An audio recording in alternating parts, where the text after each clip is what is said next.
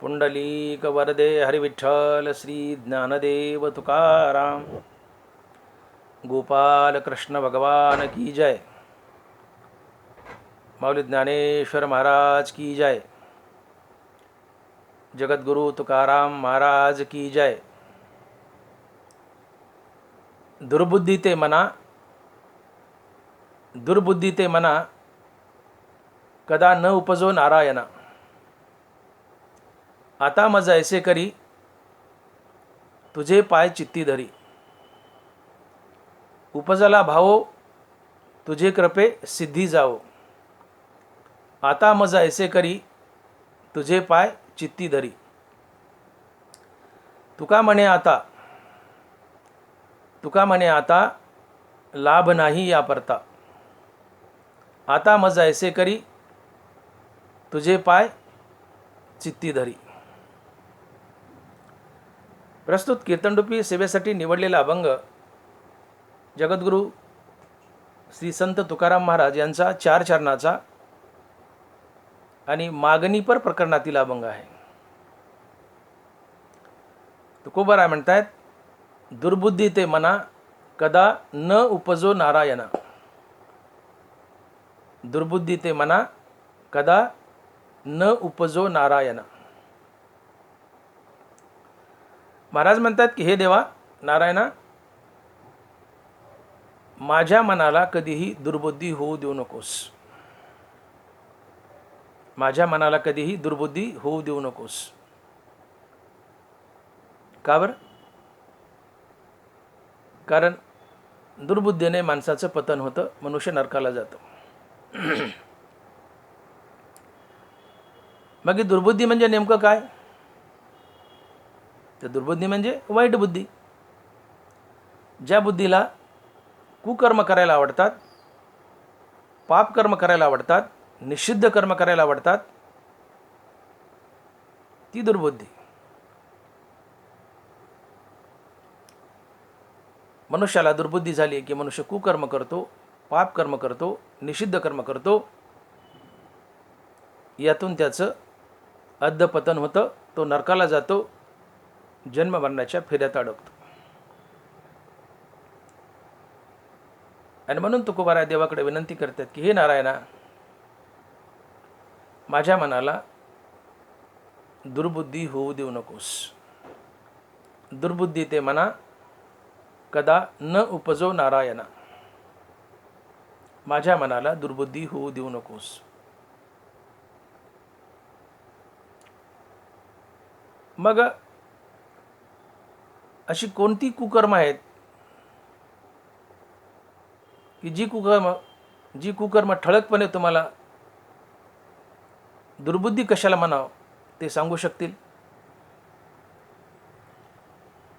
त्या तुकोबारायांनी एका अभंगात यादीच दिली कुकर्माची, की ज्या कुकर्माला आपण दुर्बुद्धी म्हणावं. महाराज म्हणतायत, पापतया नाव परदारागमन. पापते परधन अपहार. पापतया नाव परदारागमन. पापते परधन अपहार.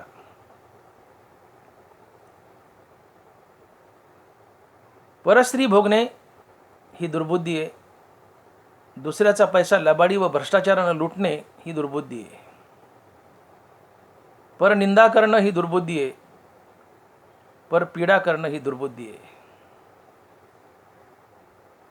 चोरी करणं ही दुर्बुद्धी आहे.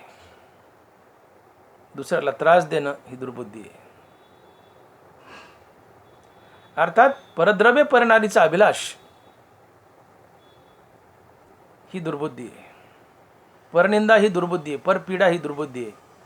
आणि इतर सर्व प्रकारची वाईट कर्म, निषिद्ध कर्म ही दुर्बुद्धीच आहे.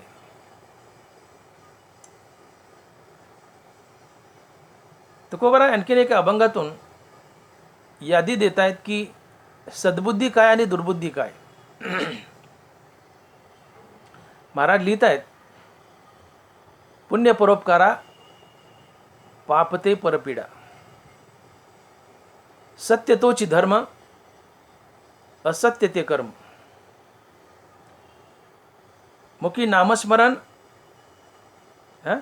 गती तेची मुखी नामस्मरण, अधोगती जाण विनमुक्ता. संतांचा संग तोची स्वर्गवास, नरक तो उदास अनर्गळा. तुका म्हणे उघडे आहे हितघात, तुका म्हणे उघडे आहे हितघात, जयाचे उचित करा तैसे. महाराजांनी या अभंगातून सद्बुद्धी आणि दुर्बुद्धी कशाला म्हणावं याचं वर्गीकरण दिलंय.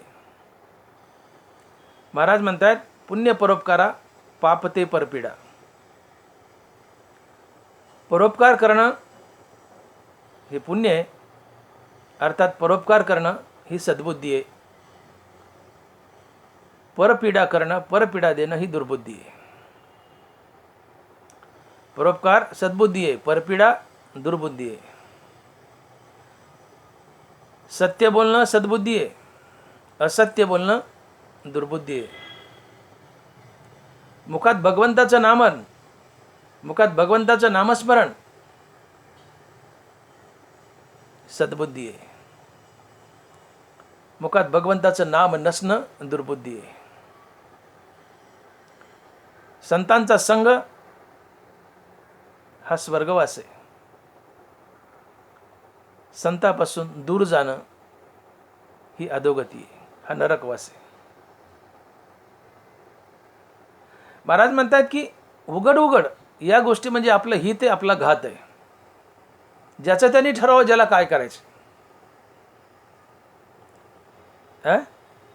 परोपकार सद्बुद्धी आहे, सत्य बोलणं सद्बुद्धी आहे, मुखात भगवंताचं नामस्मरण सद्बुद्धी आहे, संतांचा संग सद्बुद्धी आहे. हे सगळं हित आहे, हे सगळं आपलं हित आहे. परंतु परपीडा दुर्बुद्धी आहे, असत्य बोलणं दुर्बुद्धी आहे, मुखात भगवंताचं नाम नसणं दुर्बुद्धी आहे, संत सहवासात न जाणं दुर्बुद्धी आहे. आणि हा सगळा आपला घात आहे, हा सगळा आपला घात आहे. तात्पर्य दुर्बुद्धी म्हणजे परद्रव्य परनारीचा अभिलाष करणे, परपीडा करणे, परनिंदा करणे, संत संगतीत न जाणे, मुखाने असत्य बोलणे, मुखात भगवंताचं नाम नसणे आणि इतर काही निषिद्ध गोष्टी, या सर्व गोष्टींना दुर्बुद्धी म्हणतात. आणि या दुर्बुद्धीने आपलं अधःपतन होतं, मनुष्य पापाचरण करतो आणि नरकाला जातो.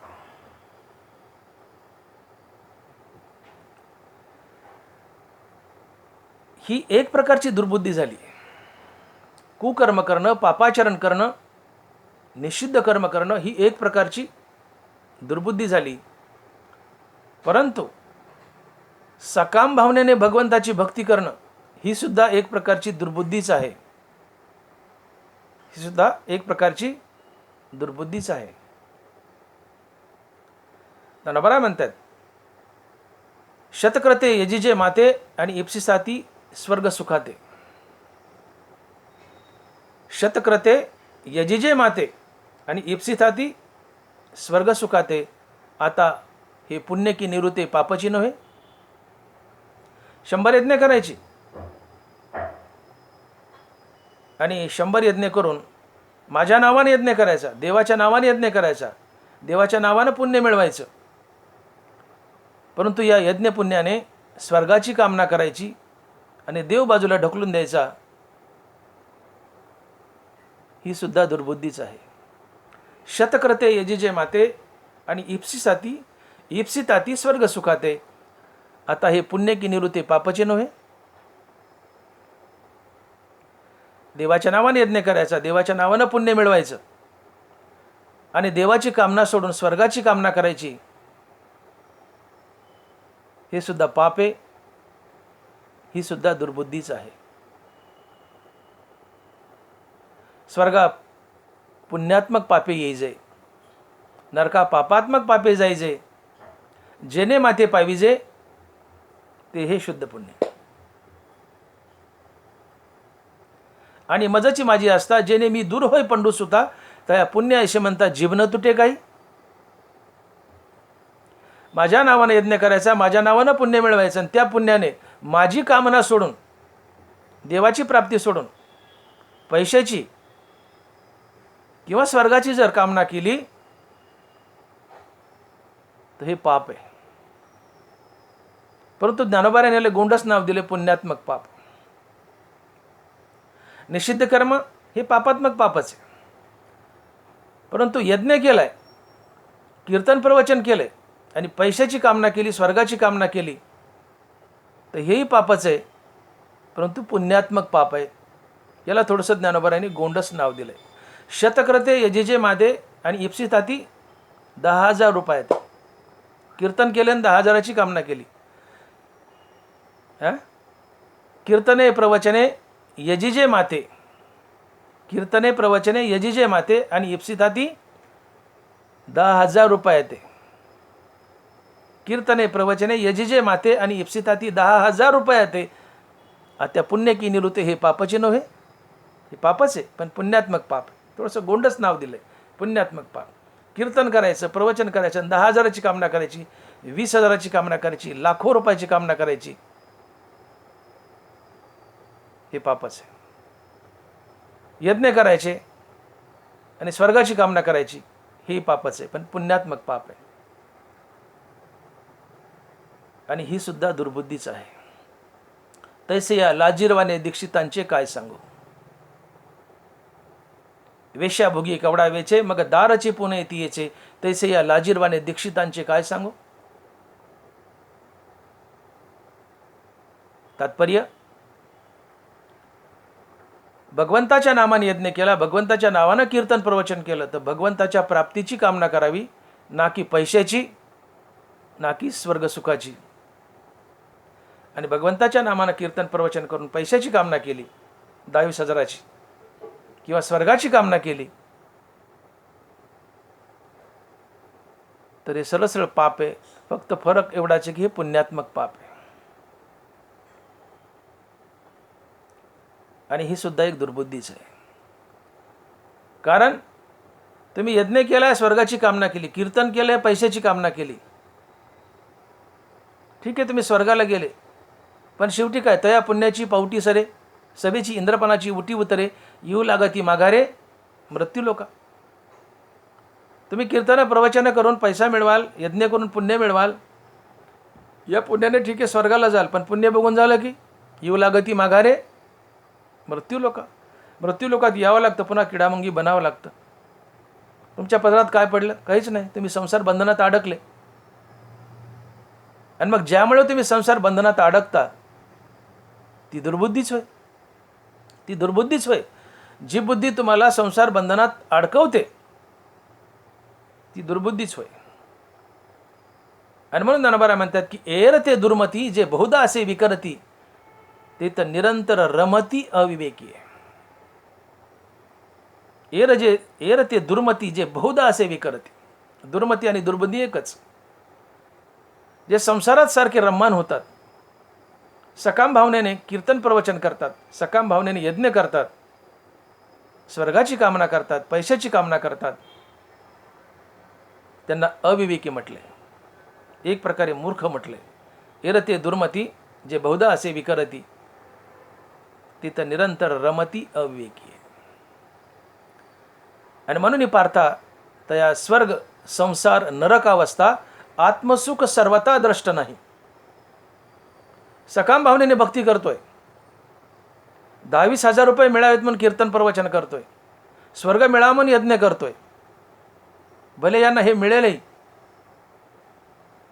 परंतु हा अविवेक आहे, ही दुर्बुद्धी आहे. आणि अशा दुर्बुद्धी झालेल्या माणसाला स्वर्ग मिळेल, संसार मिळेल किंवा फार फार तर नरक मिळेल, पण आत्मसुख अर्थात मोक्ष मिळणार नाही. आणि म्हणून जी बुद्धी तुम्हाला संसारात बांधते, मग निषिद्ध कर्म, पाप कर्म, वाईट कर्म करते ती दुर्बुद्धी, ती तर सरळ सरळ तुम्हाला नरकालाच नेईल हो, यात काही वाद नाही. ज्या बुद्धीला पाप करायला आवडते ती तर तुम्हाला सरळ सरळ नरकालाच नेईल, यात वाद नाही. पण जी बुद्धी भक्ती करते, परंतु सकाम भक्ती करते आणि स्वर्गाची कामना करते, की जिच्यामुळे तुम्ही संसार बंधनात अडकल्या जाता, ती सुद्धा दुर्बुद्धीच आहे, दुर्बुद्धीच आहे. म्हणून सकाम भक्ती, सकाम पूजा, सकाम यज्ञ, पैशाची कामना, कीर्तन करून पैशाची कामना, यज्ञ करून स्वर्गाची कामना, ही दुर्बुद्धीच आहे. आणि ही दुर्बुद्धी तुम्हाला भले स्वर्गाला नेईल, परंतु पुन्हा मृत्यू लोकात आणून घालेल आणि संसार बंधनात बांधेल. आणि म्हणून सकाम भावनेने कीर्तन, सकाम भावनेने यज्ञ, सकाम भावनेने प्रवचन, सकाम भावनेने पूजा, ही दुर्बुद्धीच आहे. आणि म्हणून जी बुद्धी तुम्हाला संसार बंधनात बांधते ती दुर्बुद्धीच. मग जी तुम्हाला संसार बंधनातून सोडवते ती सद्बुद्धी, ती सद्बुद्धी असते.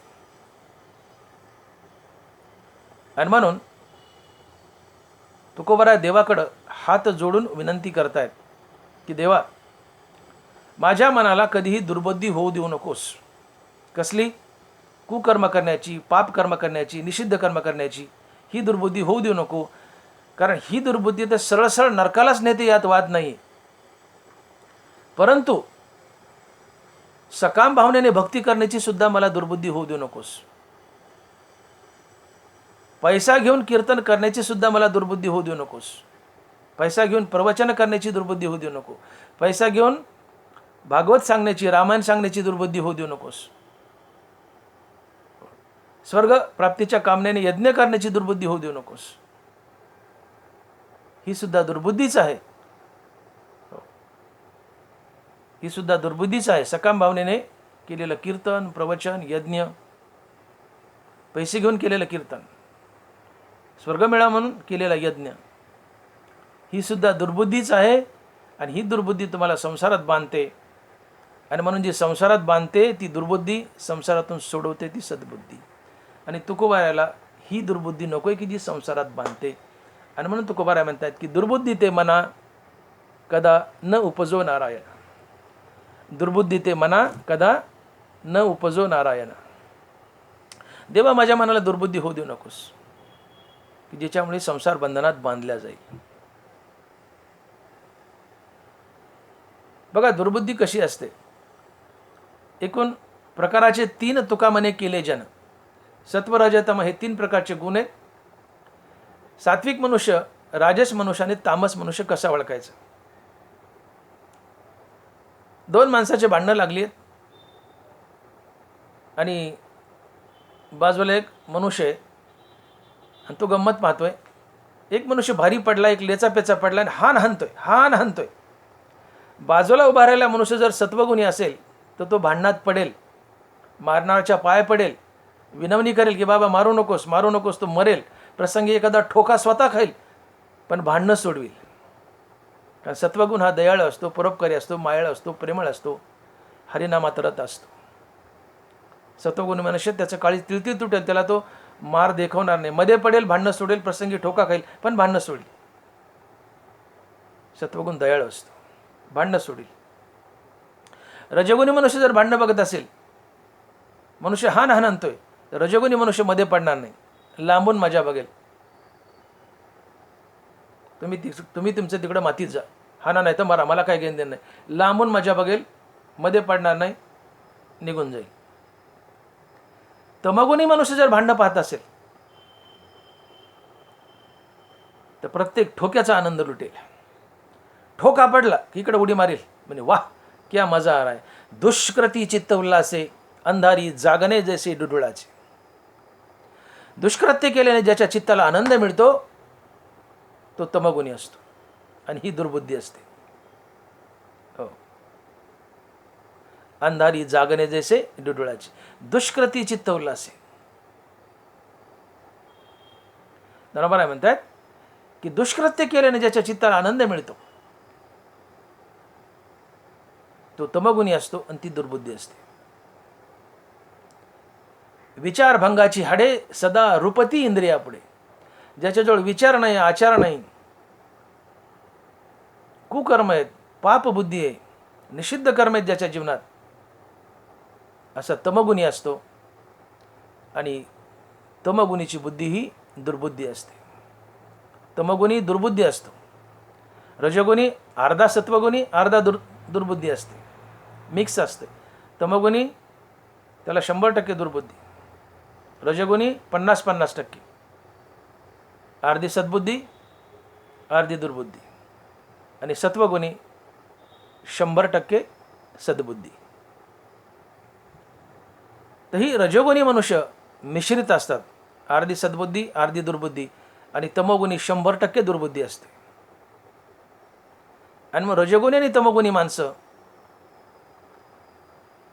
तमोगुणी तर 100%, पण रजोगुणी सुद्धा 50%. ही रजोगुणी तमोगुणी माणसं कुकर्म करतात, पाप कर्म करतात, परद्रव्य परनारीचा अभिलाष ठेवतात,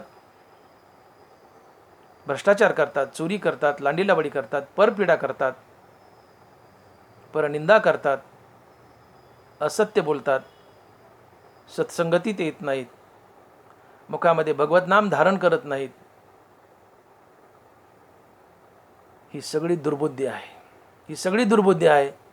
ही रजो आणि तमोगुणी माणसात सापडते, आणि अशा माणसाचं या दुर्बुद्धीमुळे पतन होतं, आणि असा मनुष्य नरकाला जातो. सध्या समाजामध्ये तुम्ही नजर मारा, 95% लोकांना दुर्बुद्धी आहे. 5% लोकात सद्बुद्धी दिसून येईल. हे 5% सुद्धा थोडं जास्त होत आहे. 100त 1% माणसाला सद्बुद्धी आहे म्हटलं तरी चालतंय, पण गृहीत धरू 5% सद्बुद्धी आहे. 95% लोकांना दुर्बुद्धी आहे. सध्या 95% लोक दुर्बुद्धीवाले आहेत, कुकर्म करतात, पापाचरण करतात, अधोगती होते, अधपतन होतं, नरकाला जातात. आणि म्हणून तुकोबारा बजावतात की बाबांनो, नका नका दुर्बुद्धी तुमच्या जागी होऊ देऊ, अधपतन होईल, नरकाला जाल. दुर्बुद्धी ते मना कदा न उपजो नारायण. देवा माझ्यात तर नाही रे, पण हे जगातही दुर्बुद्धी उपदेऊ नको. कारण हे अभंग हे आमच्यासाठी, तुकोबाराने स्वतःसाठी लिहिलेच नाही हो.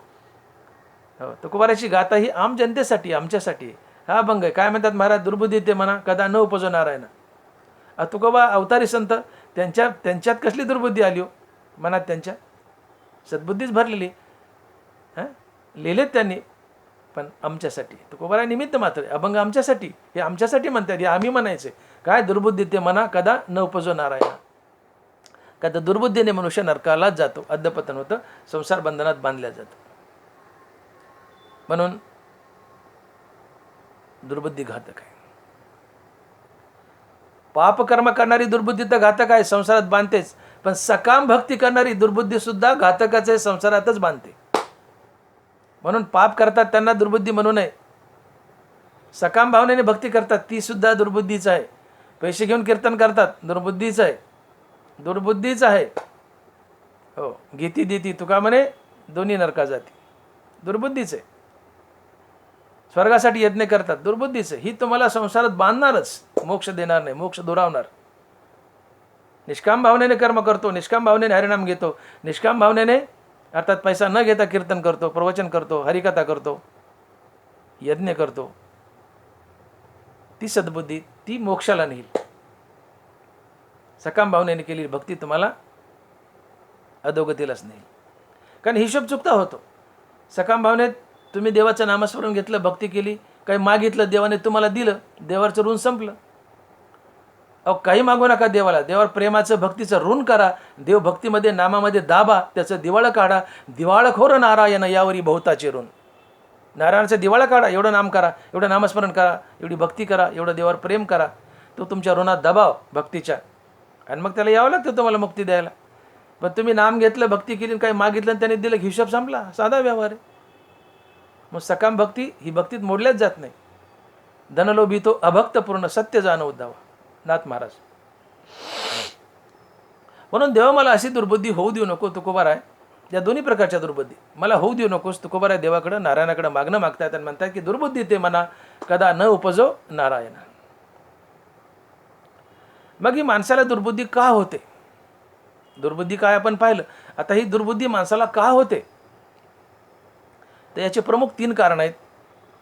एक, गल्लीचे आहार अर्थात मांसाहार. गल्लीचे आहार, कुसंगती आणि नामाशी विन्मुक्ता. पुन्हा एकदा ऐका, गलिच्छ आहार, कुसंगती आणि नामास विन्मुक्ता. या 3 गोष्टीमुळे मनुष्यास प्रामुख्यानं दुर्बुद्धी होते. जो मनुष्य नामास विन्मुख आहे त्याला सातत्यानं दुर्बुद्धी होते. का तुकोबाराय म्हणतात की भक्तीचे ते वर्म जयाचे हाती, तया घरी शांती क्षमा दया. अर्थात ज्याच्या मुखात देवाचं नाव आहे त्याच्या हृदयात दया आहे, शांती आहे, क्षमा आहे. इथला फक्त दया शब्द घ्या आता. भक्तीचे ते वर्म जयाचे हाती, तया घरी शांती क्षमा दया. अर्थात ज्याच्या मुखात देवाचं नाव आहे त्याच्या हृदयात दया वास करते, आणि ज्याच्या हृदयात दया वास करते त्याच्या जीवनात धर्म वास करतो. दया तेत धर्म, ज्ञानोबा आहे. धर्मो तेत सुखागमो, सुखी पुरुषोत्तम असे जैसा. दया तेत धर्म. आता लिंक कशी पहा. ज्याच्या मुखात देवाचं नाव त्याच्या हृदयात दया, ज्याच्या हृदयात दया त्याच्या जीवनात धर्म. मग धर्म म्हणजे काय? तर धर्म म्हणजे जाती जमाती नव्हे, हिंदू मुसलमान शीख ईसाई म्हणजे धर्म नव्हे. सद्गुणाचा समुदाय म्हणजे धर्म. आता धर्माची व्याख्या मोठी ज्ञानोबारायांनी सांगितलेली. येतं वडील जे जे करीती तया नाव धर्म ठेवीती. त्याच्यात माझे 10 मिनिट जातील, मी सांगत नाही, थोडक्यात धर्माची व्याख्या सांगतो पुढे चालतो, कारण परिपूर्ण व्याख्या सांगायची असेल 10 मिनिट खातील. धर्म म्हणजे सद्गुणाचा समुदाय. नीती म्हणजे धर्म, रीती म्हणजे धर्म, माणुसकी म्हणजे धर्म, इमानदारी म्हणजे धर्म, सत्य म्हणजे धर्म, अहिंसा म्हणजे धर्म, परोपकार म्हणजे धर्म, सहानुभूती म्हणजे धर्म, सदाचार म्हणजे धर्म. सत्य तोची धर्म, असत्य ते कर्म. तुकोबाराय सत्याला धर्म म्हणतात. अर्थात सद्गुणाचा समुदाय म्हणजे धर्म. नीती रीती, माणुसकी इमानदारी, सत्य अहिंसा, प्रेम जिव्हाळा, परोपकार सहानुभूती, सदाचार या सद्गुणाचा समुदाय म्हणजे धर्म. सदाचार म्हणजे धर्म, नीतिमूल्य म्हणजे धर्म. मग ज्याच्या मुखात देवाचं नाव त्याच्या हृदयात दया, ज्याच्या हृदयात दया त्याच्या जीवनात धर्म अर्थात सदाचार आणि नीतिमूल्य. म्हणजे पर्यायाने हरिनामाच्याच पोटी कुणी जन्म घेतला, धर्म आणि नीतिमूल्याने. म्हणून सकळ धर्माचे कारण नामस्मरण हरिकीर्तन. देवाचं नाव धर्माला जगवतं, नीतिमूल्याला जगवतं, सदाचाराला जगवतं, नीती माणुसकी इमानदारीला जगवतं. आणि म्हणून ज्याच्या मुखात भगवंताचं नाम आहे त्याच्या जीवनात सद्गुण वास करतात, नीती माणुसकी इमानदारी वास करतात. आणि असा मनुष्य सदाचारी असतो, परोपकारी असतो, मायाळ असतो, प्रेमळ असतो, भगवत नामात रत असतो, सत्य बोलतो, अहिंसा करतो, सातत्यानं परोपकार करतो. यातून पुण्य जन्माला येतं, त्याने त्याला देवाची प्राप्ती होते, संताची भेटी होते. तिळतिळी पुण्य साच्या पडे तरी ते बहुता जन्मे जोडे, वाचेशी नाम तुझे आतुडे, समागम घडे संतांचं. या सदाचारामुळे त्या माणसाच्या जीवनात पुण्य येतं, पुण्यामुळे संत भेटी होते, मुखात देवाचं नाव येतं, संत भेटी होते, पुढे देव भेटतो, संत भेटतात. सद्बुद्धी तुम्हाला देवाशी जोडते, दुर्बुद्धी देवापासून तोडते आणि नरकाला नेते. मग दुर्बुद्धी का होते? मुखात जर देवाचं नाव आहे तर तुम्हाला सद्बुद्धी होते, आपण बोललो. पण मुखात जर देवाचं नाव नसेल तर तुम्हाला दुर्बुद्धी होते. का? आपण पाहिलं, मुखात देवाचं नाव, हृदयात दया, हृदयात दया, जीवनात धर्म अर्थात नीतिमूल्य सदाचार, आणि सदाचारातून पुण्य, त्यातून संत आणि देवाची भेट. पण मुखात देवाचं नाव नाही आहे तर हृदयात दया नाही आहे, तो मनुष्य निर्दयी आहे. आणि निर्दयी मनुष्य कडू असतो, कपटी असतो, पापी असतो, अधर्मी असतो. आणि म्हणून मुखात नाम नाही, हृदयात दया नाही, हृदयात दया नाही, निर्दयी आहे. निर्दयी हलकट असतो, कडू असतो, तो कोणाचाच नसतो, फक्त स्वतःचा असतो. आणि जो निर्दयी आहे तो अधर्मी असतो, पापी असतो, कडू असतो, तो सदैव पापाचरण करतो आणि समाजाला त्रास देतो. आणि म्हणून ज्ञानोबा बोलतात की हिवराची दाट सावली, सज्जने जैशी वाढिली, तैशी पुण्य डावलून गेली या भक्तात. हिवराची दाट सावली, पण सज्जन मनुष्य हिवराच्या सावलीला बसत नाही. का? हिवर शापित वृक्ष. हिवराची दाट सावली, सज्जने जैशी वाढिली, तशी पुण्य डावलून गेली या भक्तात. सज्जन मनुष्य हिवराखाली बसत नाही, त्याला डावलून बाजूने निघून जातो. तसं पुण्य किंवा पुण्यकर्मस या पापी माणसाला डावलून बाजूने निघून जातात अर्थात पापी मनुष्याच्या जीवनात पुण्यकर्म कधीच येत नाहीत. त्याने केलं तर तो पापच करतो आणि समाजाला त्रास देतो. सज्जन मनुष्य हिवराच्या झाडाखाली बसत नाही, बाजूनी कट मारून निघून जातो. तसं पुण्यही पापी माणसाच्या जीवनात कधी येत नाही. ते त्याला कट मारून बाजून निघून जातं. अर्थात जो निर्दयी आहे, अधर्मी आहे, तो सातत्यानं पाप कर्म करतो आणि समाजाला पीडा देतो, त्रास देतो. आणि समाजाला पीडा देणं, त्रास देणं, परद्रव्य परणारीचा अभिलाष करणं ही दुर्बुद्धी आहे. का दुर्बुद्धी झाली? मुखात नाम नाही आहे म्हणून निर्दयी आहे, निर्दयी म्हणून अधर्मी आहे, अधर्मी वाईट वागतो, वाईट वागणं दुर्बुद्धी आहे. मग 3 गोष्टी ज्या आपण मांडल्या की माणसाला दुर्बुद्धी का होते, त्यात मी पहिलं बोललो की गलिच्छ आहार, दुसरं कुसंगती आणि तिसरं नामाशी विनमुखता. तर माणसाच्या मुखात नाम नाही, जो नामाला विनमुख आहे त्याला दुर्बुद्धी होते. का? तर नामाशी विनमुख तो नरपापी आहे. पापी कोण? तर ज्याने हरिनामाकडे पाठ फिरवली तोच पापी. पापी दुसरा तिसरा कुणी नाही. ज्याने हरिनामाकडे पाठ फिरवली, ज्याच्या तोंडात देवाचं नाम नाही तोच पापी. निम्म निम्मवळ्या मोडून आला, तो कावळे अशी सुकाळू झाला, तैसा भक्तिहीन वाढीनाला दोषाची लागी. जो भक्तिहीन आहे, हरिनामाकडे पाठ फिरवली आहे, त्याचं जगणं फक्त दोष आणि पाप करण्यासाठीच असतं. पाप करण्यासाठीच असतं. तो जगतच असतो दोष आणि पाप करण्यासाठी. आणि हे दोष आणि पाप करणं ही दुर्बुद्धी असते. का दुर्बुद्धी झाली? मुखात देवाचं नाव नाही, हृदयात दया नाही, हृदयात दया नाही. निर्दयी, निर्दय कडू असतो, पापी असतो, अधर्मानं वागतो, लांडीलावाडी करतो, भ्रष्टाचार करतो, परपीडा देतो. मुखात नाम नाही, हृदयात दया नाही, दया नाही, निर्दयी, निर्दय कडू असतो, पापी असतो, अधर्माने वागतो, दुराचारी असतो, जमल तेवढं वाईट वागतो. ही दुर्बुद्धी असते. आणि का दुर्बुद्धी झाली? मुखात नाम नाही. आणि म्हणून 3 गोष्टी मी ज्या सांगितल्या त्यातली एक गोष्ट माणसाला दुर्बुद्धी का होते, तर त्यातली एक गोष्ट, ज्याच्या मुखात नाम नाही त्याला दुर्बुद्धी फुटते. एक झालं. दुर्बुद्धी का फुटते? गलिच्छ आहार, कुसंगती आणि नामाशी विनमुखता. तर नामाशी विनमुख आहे त्याला दुर्बुद्धी का होते आपण बोललोय. दुसरा आहे आहार. माणसाच्या जीवनात शुद्ध शाकाहार नसेल तर त्याला दुर्बुद्धी फुटते. अर्थात ज्याचा आहार गलिच्छ आहे, जो मांसाहार करतो आणि इतर गलिच्छ अन्न खातो, त्याला दुर्बुद्धी फुटते. सद्बुद्धी जागी करण्यासाठी सर्वात बलवान साधन जर काय असेल तर ज्ञानोबा म्हणतात, एरवी तरी पाही स्वभाववर्धीचे ठाई, आहारा वाचोनी नाही बळी आहेत.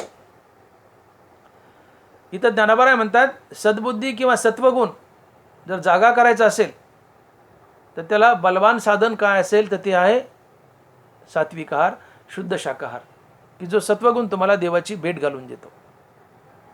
एरवी तरी पाही स्वभाववर्धीचे ठाई, आहारा वाचोनी नाही बळी आहेत. रजा आणि तम तुम्हाला देवापासून दूर नेतात, सत्वगुण तुम्हाला देवाच्या दिशेने नेतो. विपाय वाढे सत्वशुद्ध तेव्हा तो ज्ञानाशी करी साध. सत्वगुण तुम्हाला देवाशी जोडतो, मोक्ष मिळवून देतो. आणि हा सत्वगुण जर वाढावा असं वाटत असेल तर याला बलवान साधन काय, तर ज्ञानोबा म्हणतात आहार, शुद्ध सात्विक आहार. इथं ज्ञानोबा हरिनाम म्हटले नाही, सत्संगती म्हटले नाही. हरिनाम आणि सत्संगती नंबर 2ला 3ला ठेवले, नंबर 1ला आणलाय आहार. शब्द ज्ञानोबा याचा आणि ज्ञानोबा म्हणतात की सद्बुद्धी यावी, सत्वगुण वाढावा, की जो देवाची प्राप्ती करून देतो. ती सद्बुद्धी आणि सत्वगुण कशानं जागा होत असेल, त्याला जागा करायचं बलवान साधन काय, तर सात्विक आहार, शुद्ध शाकाहार. यावरून लक्षात घ्या की देवाची प्राप्ती करायची असेल, सत्वबुद्धी आणि सत्वगुण जागा करायचा असेल तर शाकाहार किती महत्त्वाचा आहे आणि मांसाहार टाळणं किती आवश्यक आहे. एरवी तरी पाही स्वभाववृद्धीचे ठाई, आहारा वाचूनी नाही बळी आहेत. आहार शुद्धी असावी. कारण जसे खाल तसे व्हाल, जसं अन्न तसं मन, स्वाभाविक. आणि म्हणून ज्ञानोबा म्हणतात की तेवी जैसा घेपे आहारू धातू तैसाची होय अंतरू आणि धातू तैसाची अंतरू भावपोखे. बांडियाचे नितापे आतुले उदकही तापे तसे धातू वशे आटोपे चित्तवृत्ती. ज्ञानोबा आहे. माऊली म्हणतात तुम्ही ज्या प्रकारचा आहार घ्याल त्या प्रकारचा तुमच्या पिशीचा किंवा धातूचा स्वभाव बनेल आणि चित्त या पिशीच्या किंवा धातूच्या अधीन आहे. तर जसा धातू किंवा पिशीचा स्वभाव तसा चित्ताचा स्वभाव. सात्विक रसू सेविजे ते सत्वाची वाढी पाविजे राजसा तामसा होईजे एररसी. सात्विक रसू सेविजे ते सत्वाची वाढी पाहिजे राजस तामसा होईजे एररसी. तुम्ही सात्विक आहार घेतला, शुद्ध शाकाहार घेतला तर सत्वगुणाची वाढ होते. राजस तामस आहार घेतला तर राजस तामस गुणाची वाढ होते. जसा आहार घ्याल तसा पिशी किंवा धातूचा स्वभाव, जसा पिशी किंवा धातूचा स्वभाव तसा चित्ताचा स्वभाव. कारण चित्त हे धातूच्या पिशीचे अधीन असते. तीवी जैसा घेपे आहारू धातू तैसाची होय अंतरू आणि धातू तैसाच्या अंतरी भावपोखे. भांड्याचे नितापे आतले उदकही तापे तैसा धातू वशे आटोपे चित्तव्रती. पण जसा आहार तशा पिशी, जशा पिशी तसं चित्त. कारण चित्त पिशीचे अधीन आहे. म्हणून सात्विक आहार सात्विक चित्त, राजस आहार राजस चित्त, तामस आहार तामस चित्त. दानोबा म्हणताय की पाहाय पाहाय वीरा सावधची घे मदिरा ते होनी ठाके माजिराजी एकक्षणी. ना तरी अमृत जिया परी घेतलिया मरण वारी का अपना ऐसे करी विष जैसे. अमृत पिलात मरण टळेल, विष पिलात मरावं लागेल, दारू पिलात बराडावं लागेल, नाचावं लागेल, नशा येईल. हा ज्या त्या अन्नाचा परिणाम असतो. पाहाय पाहाय वेरा सावधची घे मदिरा तो होऊन ठाके माजिरा जी एक क्षणी. सावध मनुष्य चांगला बोलतोय, काय चाललंय राम राम श्याम श्याम जय हरी, पण दारू पिला. होऊन ठाके माजिरा ते एक क्षणी. पाहाय पाहाय वेरा सावधची घे मदिरा. सावध मनुष्य पण दारू पिलाय तो माजरा झालाय म्हणले. हा त्या अन्नाचा परिणाम आहे. तसं जे अन्न खाल, जसं खाल तसं व्हाल. जसं अन्न तसं मन, जसं अन्न तशी वृत्ती आहे. जे खाल ते व्हाल. सात्विक आहार घेतला सात्विक व्हाल, राजस घेतला राजस व्हाल, तामस घेतला तामस व्हाल. आणि जशी वृत्ती असते तसं मन असते. सात्विक आहार सात्विक वृत्ती, राजस आहार राजस वृत्ती, तामस आहार तामस वृत्ती. जशी वृत्ती तसं मन, जसं मन तशा क्रिया आणि तशी फळं आणि तसं संसार बंधन. वृत्ती ऐसे मन धरती मना ऐसे क्रिया करीती केली ऐसे वरिती मरोनी देही. ज्ञानोबा आहे. वृत्ती ऐसे मन धरती मना ऐसे क्रिया करीती केली ऐसे वरिती मरोनी देही. जसा आहार तशी वृत्ती, जशी वृत्ती तसं मन, जसं मन तशा क्रिया, जशा क्रिया तसे फळ आहेत. मुक्ती एक नरकवास त्यातून ठरतं. आणि म्हणून शुद्ध सात्विक आहार करा. हा सात्विक आहार म्हणजे काय? मधुर रसी वाडे मेचू जया, फलाहार, भाजी पोळी वरण भात, दही दूध तूप, ड्रायफ्रूट्स, हा शाकाहार आहे, सात्विक आहार आहे. ज्याला गोड खायला आवडतं, मधुर रसी वाडे मेचू जया, फलाहार आवडतो, भाजी पोळी वरण भात, दही दूध तूप, ड्रायफ्रूट्स, सात्विक आहार आहे, शुद्ध शाकाहार आहे. इतर काही गोष्टी अजून चांगलं चांगलं. राजस आहार अति उष्ण, अति तिखट, अति आंबट, अति खारट, वाफेच्या शिगे वातीही लाविल्या लागे तसा ऊन ऊन मागे राजस होतो. आदनातून भजे खाडे त्यातून वाफा निघतात, त्या वाफेवर जर असं वात धरली तर ती वातही पेटेल म्हणले. वाफेच्या शिगे वातीही लागल्या लागे तसा ऊन ऊन मागे राजस होतो. आदनातून भजे खाडे की नड्यात टाकायचे आणि गिळायचे, तो अग्नीच खाता असतो. दोन माणसं हॉटेलात गेले आणि ऑर्डर दिली, म्हणले तुझ्या हॉटेलमध्ये सगळ्यात गरम आहे ते जेवायला. वेटर हुशार होता, तो गेला आणि ते एका बशीत विस्तव घेऊन आला आणि म्हटला पण म्हणले खा, माझ्या हॉटेलमध्ये हे सगळ्यात गरम आहे. ते हुशार होते, सिगारेट काढली, पेटवली, झुरका मारला, निघून गेले. विनोदाचा भाग सोडा. पण मागणी काय केली? तुझ्या हॉटेलात जे सगळ्यात गरम आहे ते जेवायला. तसा ऊन ऊन मागे राजस होतो. ज्याला अति आंबट, अति खारट, अति उष्ण, अति गरम आवडतं तो राजस आहार आहे.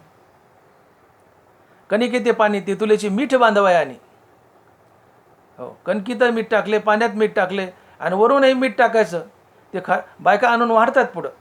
मग पहिला घास खावा ना, तर पण खायचा नाही, न खाताच त्याच्यात मीठ टाकायचं आणि पुन्हा गटागट आणायचं. बाईनी बेताने मीठ टाकलं असतं, त्याला मिठाची गरज लागत नाही.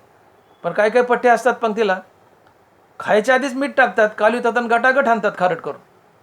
रजगुणी असतात. अति उष्ण, अति तिखट, अति आंबट ज्याला आवडतं तो रजगुणी असतो. तो अग्नीच खाता असतो आणि शरीरामध्ये विकार किंवा बिमाऱ्या पोचवत असतो. विषय वाळे सुदले अति, आत विषयाचे साप किंवा बिमाऱ्याचे सापच पाळीत असतो. ज्ञानोबा राय म्हणतात.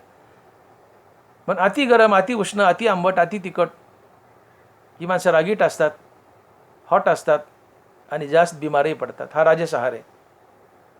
तामस आहार, शिळं अन्न, ताजं शिळं करायचं नाहायचं. सवे बैसून येणारी गोतांबिल करी, लेकर बाळक ताटात घ्यायचे, काला करायचा, चिवडायचा आणि उष्ट मष्ट गटागट आणायचं.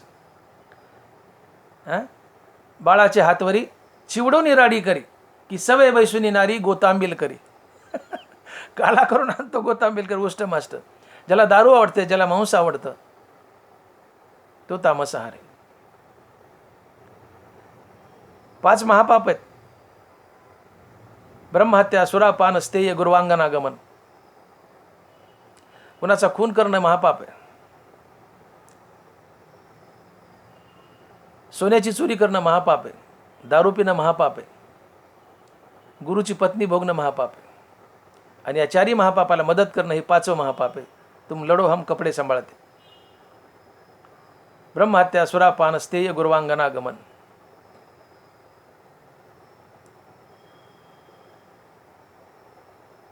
परस्त्री भोगणं पाप आहे, पण गुरुची पत्नी भोगणं महापाप आहे.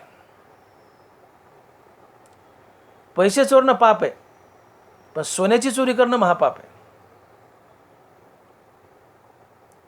मटण खाणं पाप आहे, पण दारू पिणं महापाप आहे.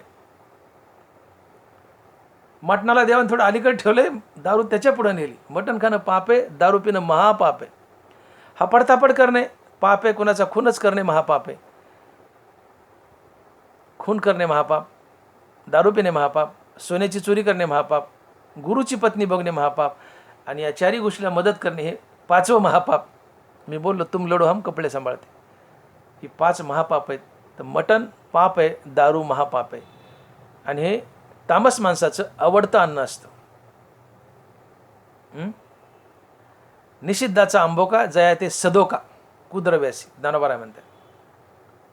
आणि की एक चमत्कारू देखा, जया निषिद्धाचा आंबोका तया सदोका कुद्रव्यासी. ज्याला निषिद्ध समजले शास्त्राने, दारू आणि मटण या 2 गोष्टी निषिद्ध समजले, ते खाण्याची त्याला इच्छा होती. वाढवी उतानी तामस होतो. उतानी म्हणजे इच्छा. तमगुणी माणसाला मटण आणि दारू फार आवडतं.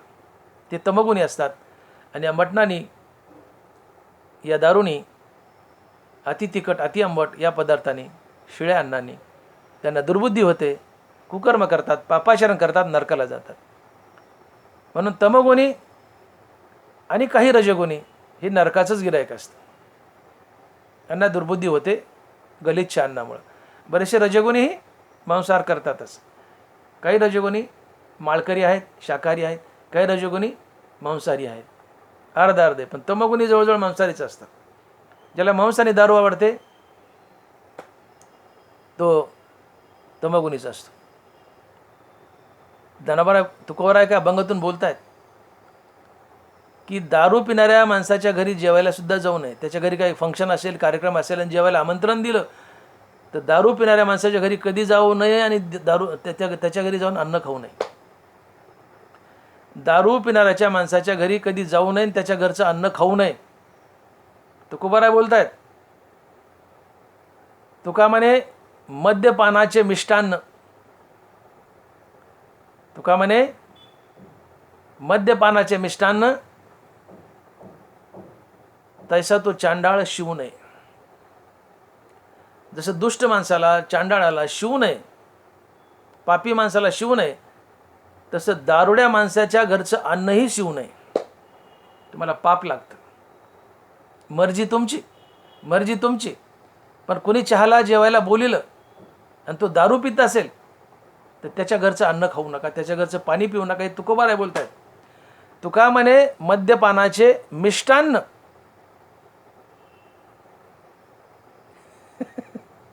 हे वर्ज्य करावं. तैसा तो दुर्जन शिवू नये. चांडाळ नाही, तिथे दुर्जन शब्द आहे. तुका म्हणे मद्यपानाचे मिष्टान्न तैसा तो दुर्जन शिवू नये. जसं दुर्जनाला शिवू नये, हात लावू नये, त्याच्यापासून लांब राहावं, तसं दारू पिणाऱ्या माणसाच्या अन्नापासून लांब राहावं. दारू पिणाऱ्याच्या घरचं अन्न कधी खाऊ नये, पाप लागतं, दुर्बुद्धी होते. म्हणून लग्न असो, हे बघा ना तुम्ही लोक, हे अजूनही बरीचशी काही काही देवबाप्पा मंडळी पाळतात, कुणाच्या घरचं अन्न खात नाहीत. सत्य. कुणाचं खावं, काय खावं आणि किती खावं याला फार महत्त्व आहे. कुणाचं खावं, काय खावं आणि किती खावं याला फार महत्त्व आहे.